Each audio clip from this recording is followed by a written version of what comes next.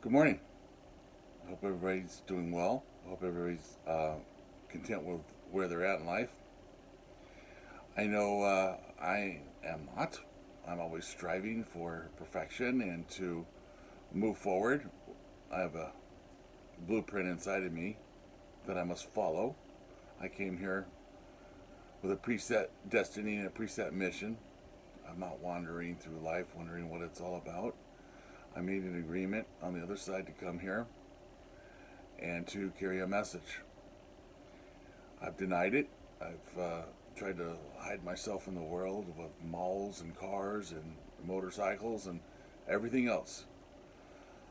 And then on March 31st, I had a near death experience on my motorcycle.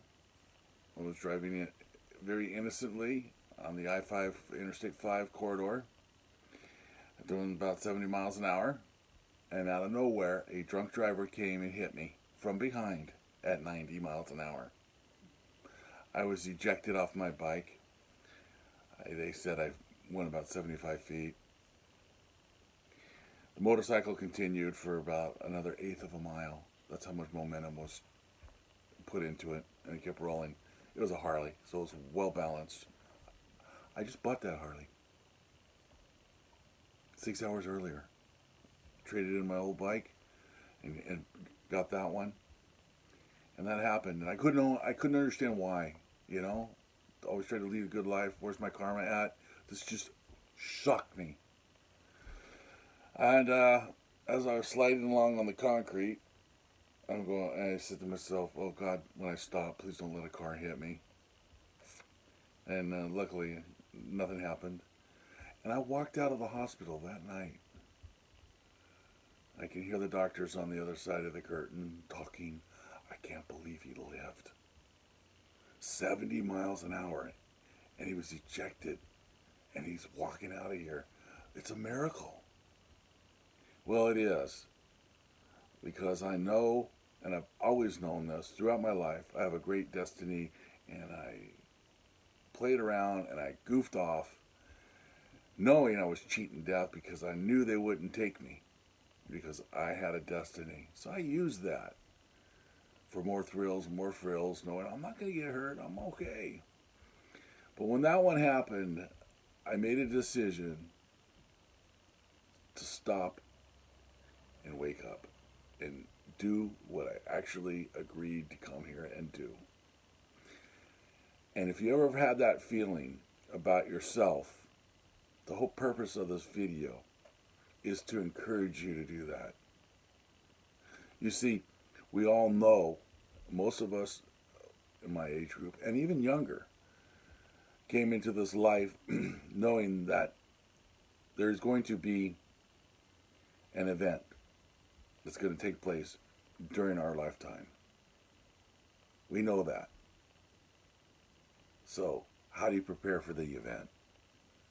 Okay, that's what I'm here to help. I'm here to help you prepare the event. My background in that, well, let's try 4 hours a day meditation with one of the greatest masters that ever walked the earth for a year plus.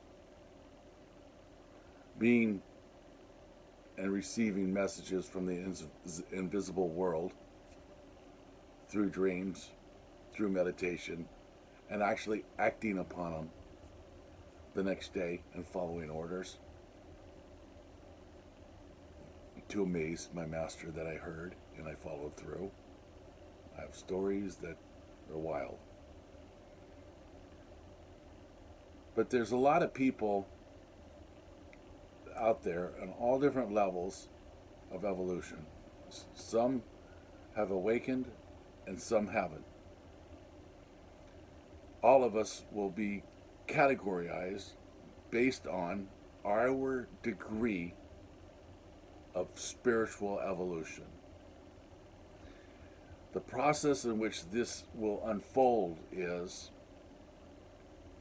we all have three bobbins in us: atoms, the heart, the will, and the intellect.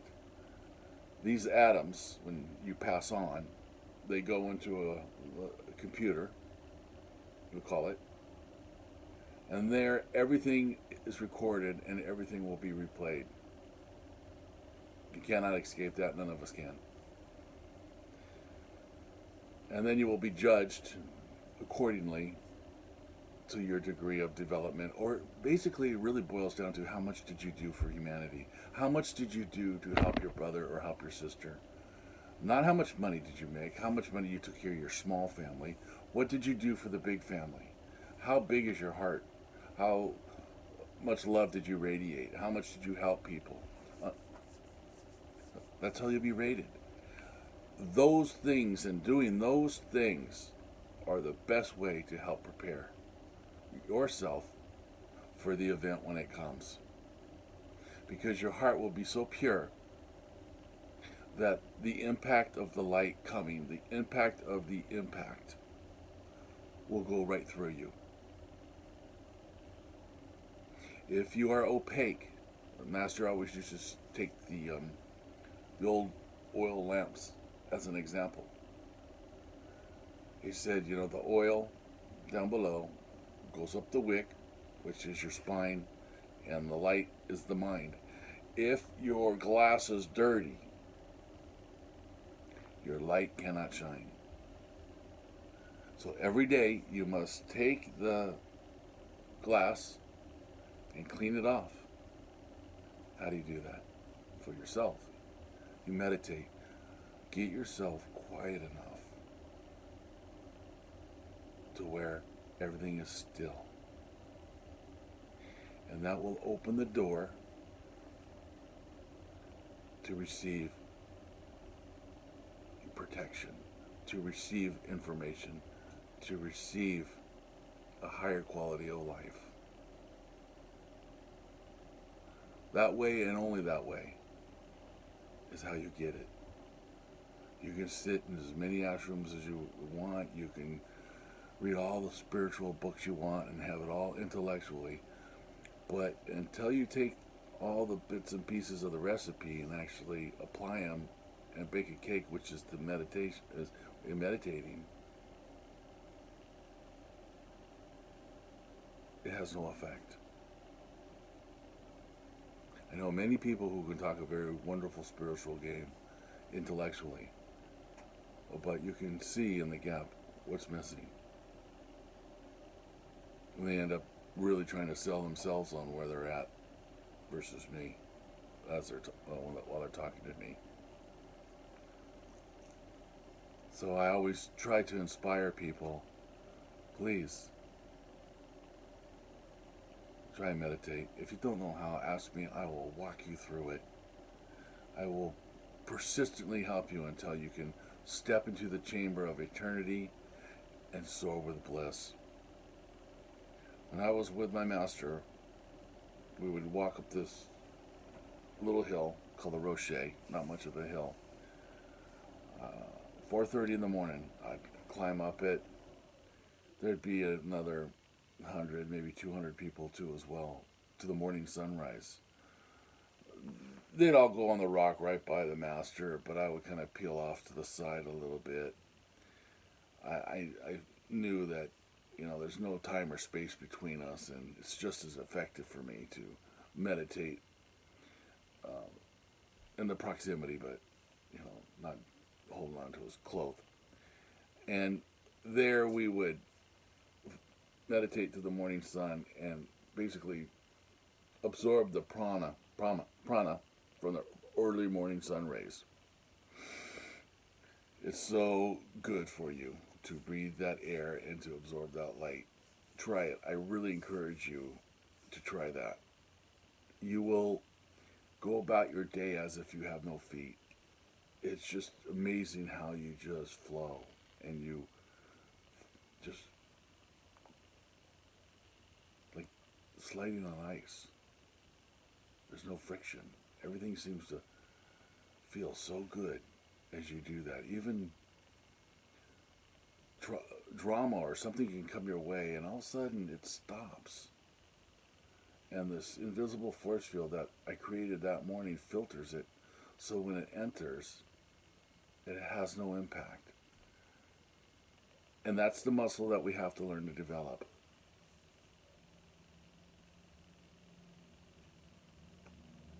I watch YouTube. I see a lot of people talking about the event and things to come. But I really am going to try to hammer this home on the importance of meditation. Not when, not how, not results of afterwards, not about the new money. There's just so much out there that everybody's covering that I said, you know what, I have to step up and do this. It's a must. Because this is the one that is going to save you. This is the one and only way that you are going to be protected. I, with certainty, I'm expressing that to you with 100% certainty. I've seen it. I have seen it unfold. I have seen the future. It has been shared with me. It's a very bold statement, my dear brothers and sisters, but I have seen it. And I have come to you from the future to share with you this for your path. I'm no better than anybody else. I have made my mistakes and I have made my errors. But it's time to get it together and get on track and stop playing around and stop hiding behind other sorts of entertainment or stimulations if you want to be saved and going through the next change that we're headed for. You see, the way the world is going right now, it's not going to work. So the big judge is coming and the transition will take place. I love you all. I hope this wasn't too much. I do have a tendency to bounce around a little bit because there's a lot to cover on this topic. I'd love to hear from you. You can find me on Facebook, Brent Boatman. And let's do this. We're in this together. Let's do it. There's no harm. It's not going to hurt you. And you'll wish you've done this 30, 40, 50 years ago. God bless.